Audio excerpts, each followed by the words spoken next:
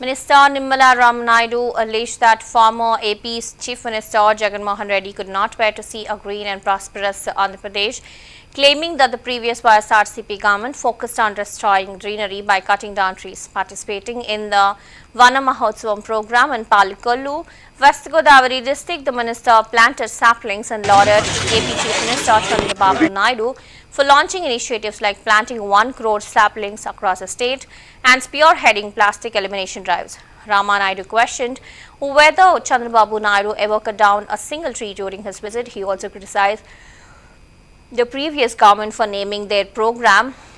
Jagananna Pachatorana while simultaneously clearing roadside trees for the helicopter landings. He also stated that under the coalition government, significant priority is now being given to forest development and tree plantation efforts across the state.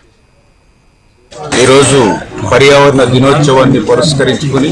స్వచ్ఛ ఆంధ్రప్రదేశ్ దిశగా ఈరోజు గౌరవ ముఖ్యమంత్రి నారా చంద్రబాబు నాయుడు గారు, గౌరవ ఉప ముఖ్యమంత్రి వర్యులు మరి మన పవన్ కళ్యాణ్ గారు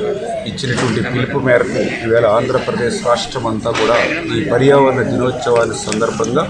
ఈవేళ ప్రతి ఒక్కరూ కూడా భాగస్వాములై పర్యావరణాన్ని కాపాడుకుందాం, మొక్కలను నాటుదామనేటువంటి నినాదంతో ప్లాస్టిక్ని మరి నిరోధిద్దాం, పర్యావరణాన్ని కాపాడుకుందాం అనేటువంటి ఒక మెసేజ్ని ఈ రాష్ట్ర వ్యాప్తంగా తీసుకెళ్తూ భవిష్యత్తులో ఈ యొక్క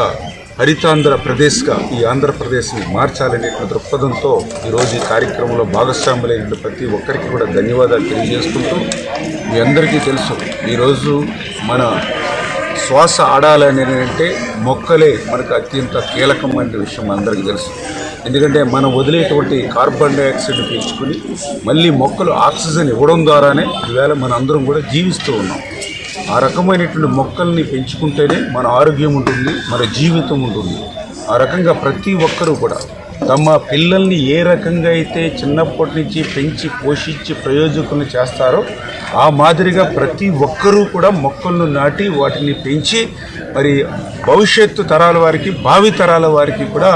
నీడనిచ్చేటువంటి విధంగా, జీవితాన్ని ఇచ్చేటువంటి విధంగా ప్రతి ఒక్కరూ కూడా మొక్కలు నాటేటువంటి కార్యక్రమంలో భాగస్వాములు కావాలని చెప్పి మీ ద్వారా అందరికీ కూడా తెలియజేసుకుంటూ ఈరోజు పర్యావరణ దినోత్సవాన్ని పురస్కరించుకొని స్వచ్ఛ ఆంధ్రప్రదేశ్ దిశగా ఈరోజు